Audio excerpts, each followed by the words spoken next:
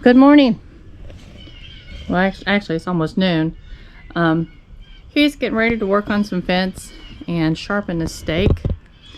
It's me. Hello. And I thought I'd just follow him.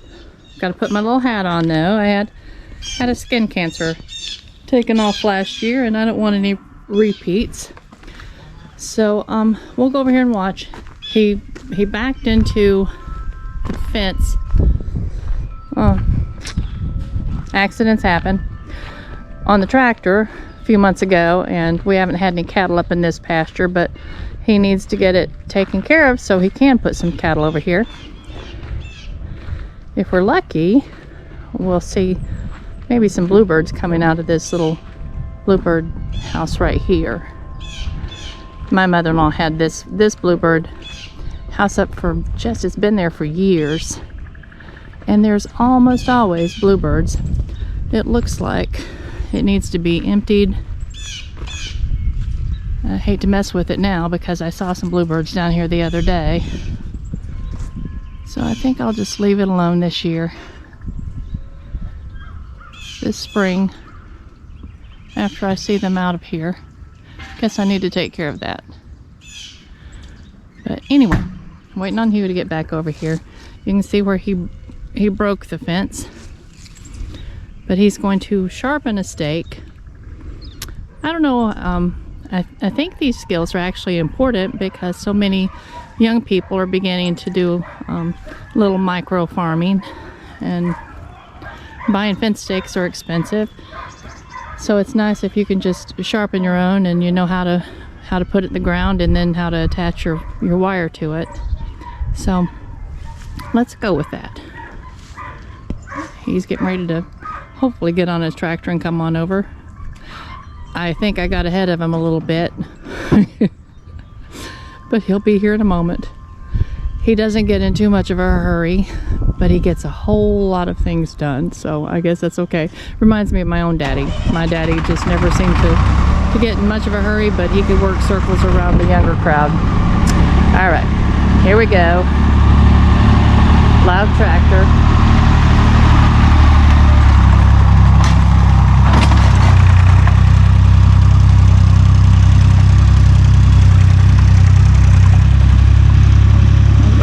Stopping. Nope, that's not where he's stopping. Guess I should have asked him where he was going. Oh well.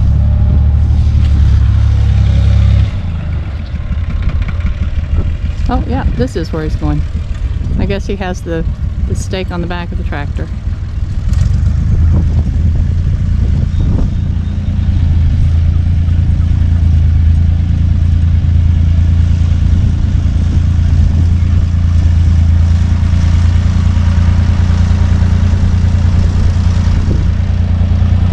And y'all will find that I laugh at a lot of things that most people won't find amusing, but I've just always kind of amused myself, so just tolerate me. We're good. Alright, we'll walk over here so we can get just a little bit of a closer view. It's a pretty little wet weather spring. And some pipe that needs to be picked up. Nope, actually it goes down into that pipe. I guess I better not pull on that. See if I can go across without falling. Yay. Alright, say hi, Pops. He can't hear me. Say hi, Pops. Hello, everybody. I've got a little fence problem, so we're going to repair a little bit of fence. First thing I'm going to do is talk about the tools for a minute and what my preference is, but whatever works for you is good. I'm not going to say my way is the only way. That is an old Thompson fence stretcher. Now this is what I prefer, and as far as I know, they don't make them anymore. No, he's been looking for them for a long time. I was looking for one for probably 25 years and finally found one. But that's what I grew up using, so that's my preference. I'm more comfortable with this. Aaron has a no type fence stretcher that I want to try, and I may buy one because I love I watched him use it and it looks pretty good. Of course, every hobby farmer or homesteader or whatever needs a chainsaw, and that one may run, it may not. I've had The chainsaw. It actually belongs to my cousin. When my chainsaw quit, I had an Echo, and it quit, and it's my fault because I had some bad gas. And I went to take this home to him, and he said, no, just keep it. He said, I don't ever use it. I've got 6 chainsaws. I don't need that one. So I've kind of adopted it. And I carry a toolbox with me on the farm with your basic necessities. Now this is a T-post driver. And this one weighs about 20 pounds. I built this because I couldn't find one I liked. So I built this one when I was in my 30s, when I was a much bigger, stronger man. And it may be a little heavy for me right now, but it sure does a good job. Of course, everybody has to have a T-post puller. And if you have to pull a wooden fence stake, you put a chain around it. I'll just kind of show you. Let me get the chain off the front of the tractor. Fence building 101, y'all. Come here a minute. I'm coming. And the front bumper of a Massey Ferguson is ideal place to haul the chain, because you can just wrap it around it. And this is a choker hook. And if you're going to pull a wooden stake, you can put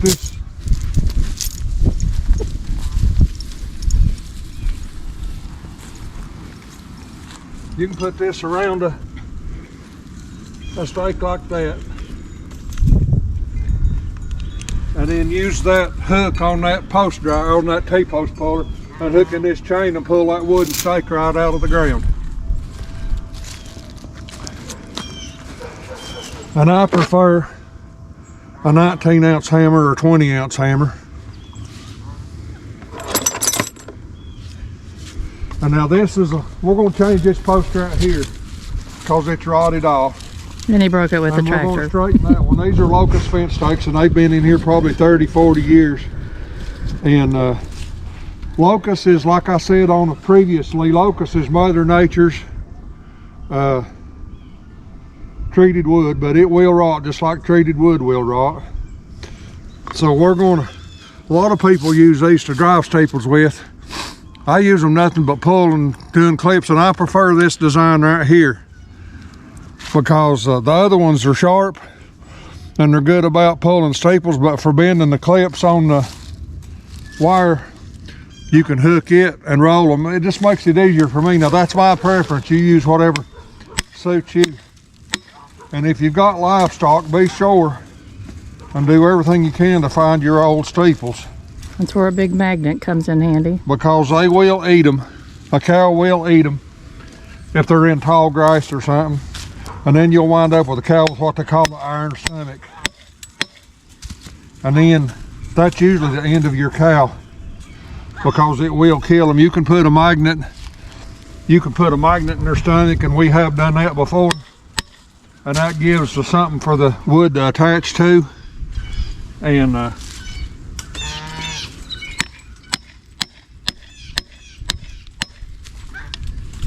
but you got to be careful when you pull them, because if you hit them every bit too hard, they'll fly, and then you don't know where they go. Luckily, we got all of them. All 4 counted. I forgot some tools I want to talk about. This hammer here is way over 100 years old. This was my great-grandpa's hammer, from what they say. It's a 13-pound stake maul, and I'd like to have $1 for every locust stake this thing has drove, because my dad, that's the only way he'd put a stake in was with this, and I can do it, but not near like my dad can. But you sharpen a stake and punch a hole and set it, and then you finish driving it with this. And this is another type of fence stretcher, and you put your wire in here and then pull that back, and it bites it in here. And then I take a tractor and hook a come along to the bumper and hook it in here and stretch a wire. I like this because I can stretch 100 or more feet of wire at one time, especially barbed wire.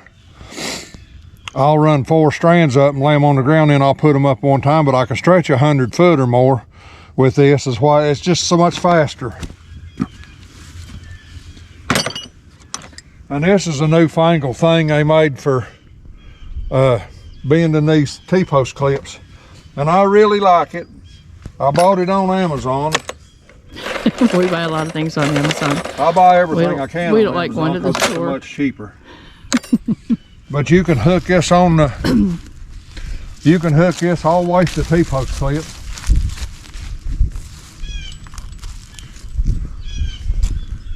And you can hook your wire here and do that. Find a way to.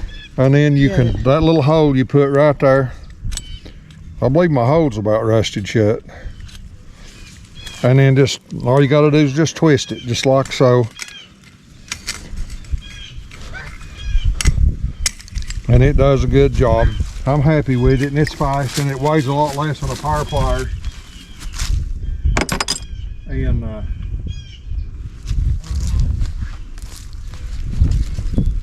every homesteader or farmsteader or whatever hobby farmer needs a bar. And this was my dad's bar. And this is two car axles welded together. And those have been hammer welded in a forge. I come from a long line of blacksmiths, and before Daddy had a welder, he did it with a forge. So what we're going to do, I'm going to punch a hole. But my dad used car axles for everything, loader teeth and everything else, because they're tempered, they're strong. And Hugh uses bed rails for everything. And bed rails are tempered steel too. They're very strong. So if you're kind of a hobby farmer, but you have the ability to weld and that kind of stuff, don't never throw a bed rail away. And find every bed rail you can, because even though they're really thin, they're super strong, really super strong. All right, I'm gonna punch a hole right here, and that brace is pretty good, so I'm gonna salvage it. So I'm gonna move a stake to over here. And again, always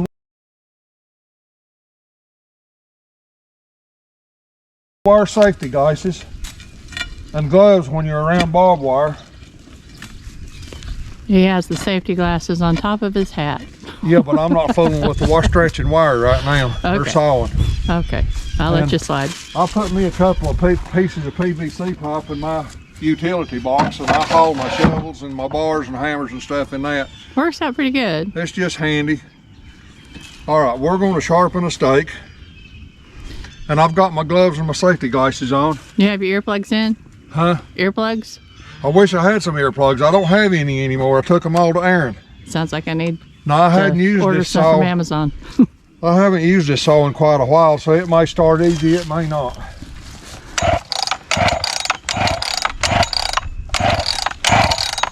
Looks like not. Almost.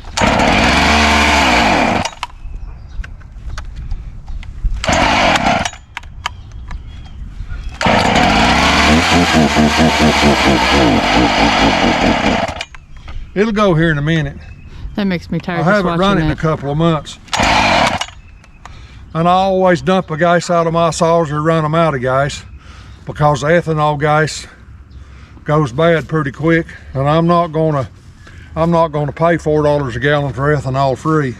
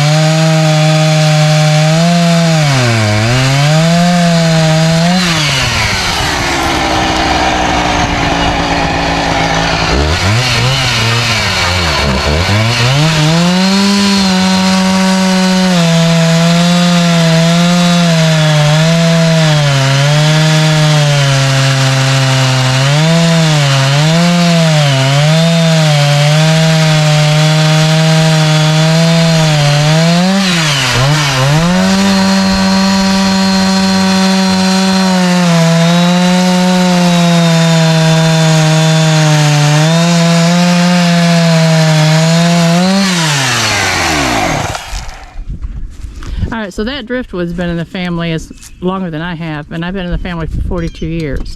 You better not have damaged it, Mr. Best. That's a locust fence stake. He can't hear me. Locust is probably the hardest wood in Appalachia as far as I know. It's harder than a hickory. So this little saw did real good. It throwed out shavings. I had it super sharp. I spent a lot of time sharpening this morning. Well, not really. I sharpened it with a battery powered Dremel tool and a stone or a diamond bit, and it really does good. All right, now for the hard part. I got to get rid of the coat because it's going to be in the way. And I don't know if I can still drive a fence stake or not, but I'm going to try. Oh, you can throw it down. I've had some health issues and I've not totally recovered yet. I had a stroke 2 years ago and I had prostate cancer last year. So I had surgery probably 6 months ago, but I've got a clean bill of health. I just need to recover a little bit of strength. I need to beat on him more. I'll get it back in shape. I'm teasing y'all. I don't beat on him. And I always prefer to put a good side toward my wire. And then that hole you punched with a bar, set this in it.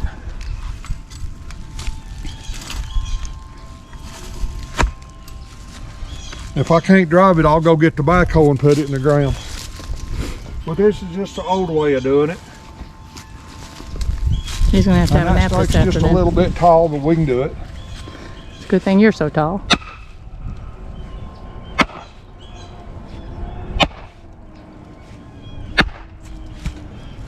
And you know that first hit was a good hit. The rest of them were just kind of off angle or whatever you want to call it a little bit. It should make a real sharp cracking racket.